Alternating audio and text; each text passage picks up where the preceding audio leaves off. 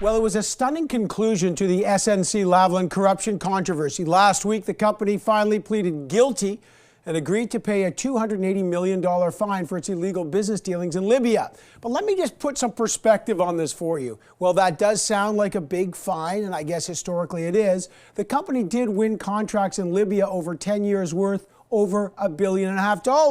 And the company's annual revenue in 2018 was over $10 billion.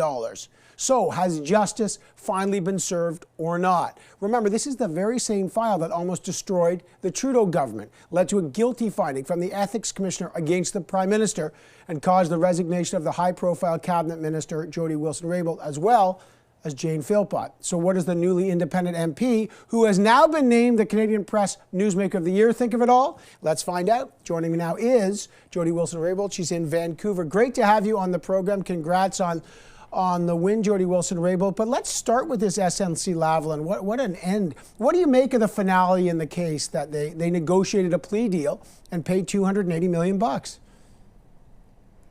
Well, I reflecting on the year of 2019, which I had made some comments around. It started with discussions around the rule of law. It started with this discussions around SNC and culminated in a guilty plea, as we all saw this week. The justice system was operating as it should, and justice was served in this case. In that, and in particular, the rule of law was upheld. The independence of the prosecutor's office was upheld, and there wasn't any political interference. So this was the objective, my objective from the very beginning, in terms of doing my job as the Attorney General. Do you feel vindicated?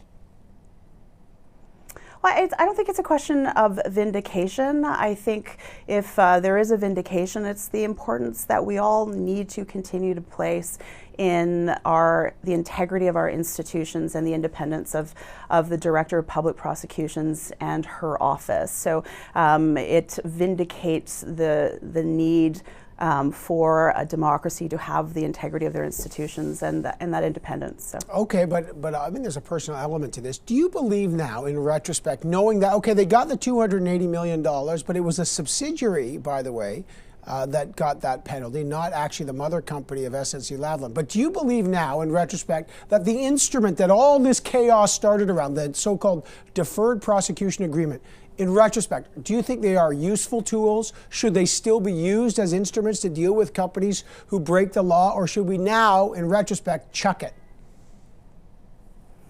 Well, I think they're two separate issues. What happened with respect to this case and the guilty plea that was entered in the agreement that the prosecutor and the defense counsel came to is one thing. Having a discussion around deferred prosecution agreements, which are of course in the criminal code, is something that is going to continue to be available to prosecutors as a tool to use in particular cases. For me, the point of this past year, and you're right, there was a personal element to it, and I went through waves of different emotions over the course of the year, but for me, ensuring that the prosecutor was enabled to do her job ultimately at the end of the day, which led to this result, is the discussion that we need to have. Having more discussions around deferred prosecution agreements is something that can continue to happen and potentially be appropriate in other cases. So the Federal Ethics Commissioner found Justin Trudeau, as you know, guilty of multiple violations, including inappropriate pressure that you accused him of. He still got elected.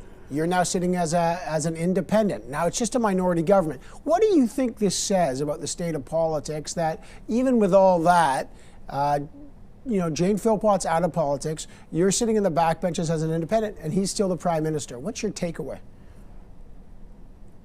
Well, I mean, it has been an interesting year. I mean, of course, I think it's unfortunate that people like Jane Philpott aren't in the House of Commons. I know she'll continue to contribute. But for me, as I said, I've gone through a journey over the last year, a very public journey from the front benches, government benches, to the very back corner as an independent.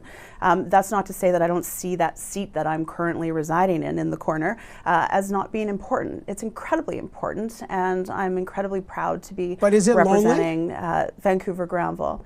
I mean, there are elements of it that are lonely, but more importantly, I have built even more so relationships with members of Parliament right across all party lines. And I think in terms of politics and the divisive nature of this election that you talked about, we have to work across party lines. We have to ensure on major issues like climate change, for me, democratic reform and parliamentary standing orders, Indigenous reconciliation. These have to be nonpartisan issues. And I think it's really important for independent voices such as mine, which I will exercise in terms of my contribution to the debate, but other members of Parliament operating more independent-mindedly, moving away from the centralization of political party power. This is how we're going to resolve these major issues that we're facing, in my opinion. Just real quick, I got to deal with this office story. You were quoted in a CBC story that said you thought the government was being, quote, petty when they asked you to move from your ministerial offices. They said, no, you're the one who's bucking tradition. The government gets to choose office space. The story came out. There was a lot of interpretation that you looked entitled because you wouldn't move. Now you've actually moved. What happened here, Jody Wilson-Raybould? Well, I mean, I certainly, for those people that know me, I am probably the farthest away from entitled. And I mean, I understand the parliamentary practice of shifting offices after elections. Perhaps I could have communicated more clearly around the office situation. It was simply, for me, a back and forth with House administration asking questions about the practice. And when that story came out, literally right after it came out, I was given a list of 7 offices to choose from, of which we proceeded to choose an office. And I was just in Ottawa last week to move my office, and I'm now currently in the same building that I was. I just the office issue, I hope, is an issue that is closed. I'm certainly not focused on offices. I'm focused on actually doing the work on behalf of my constituents and addressing the major issues that we have to address. All right, I got to leave it there. It's going to be a fascinating year. This is the Canadian Press Newsmaker of the Year, Jody Wilson-Raybould. Merry Christmas and Happy New Year to you, Jody Wilson-Raybould. I know we'll have many more conversations with you.